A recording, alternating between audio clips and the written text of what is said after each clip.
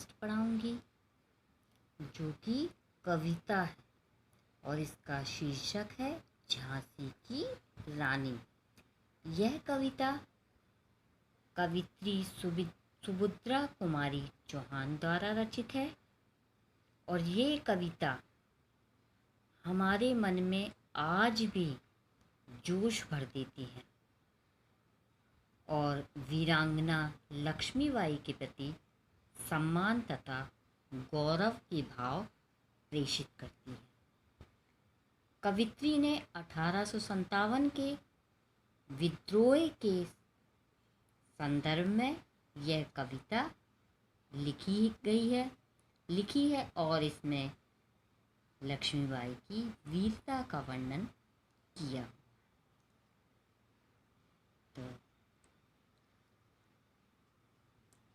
सिंहासन हिल उठे राजवंशों ने भ्रकुटी तानी थी, बूढ़े भारत में भी आई फिर से नई जवानी थी। गुमी हुई आज़ादी की कीमत सबने पहचानी थी, दूर फिरंगी को करने की सबने मन में ठानी थी।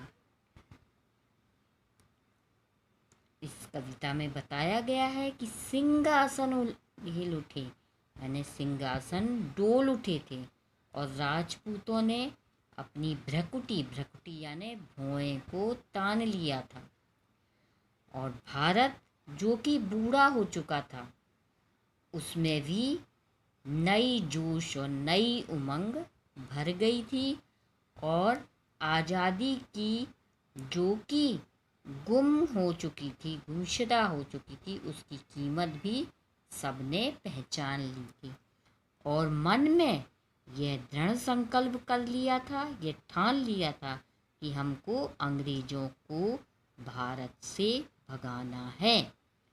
चमक उठी सन 57 में वह तलवार पुरानी थी, बुंदेले हर बोलों के मुंह हमने सुनी कहानी थी, खूब लड़ी मर्दानी वह तो झांसी वाली रानी थी।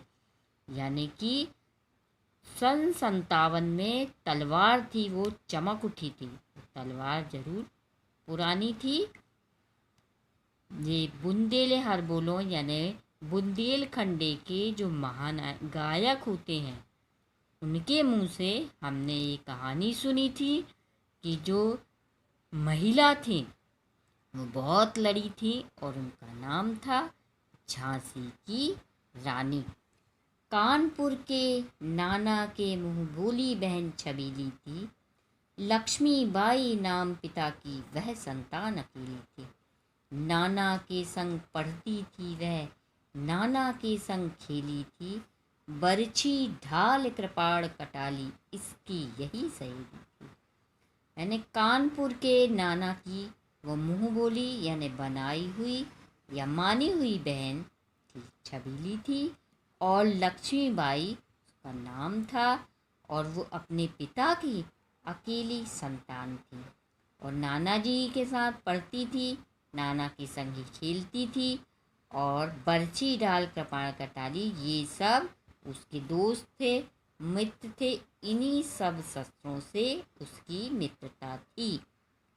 वीर शिवाजी की गाथाएं उसको याद जुबानी थी, बुंदेले हर बोलों के मुंह हमने सुनी कहानी थी, खूब लड़ी मर्दानी वह तो झांसी वाली रानी थी।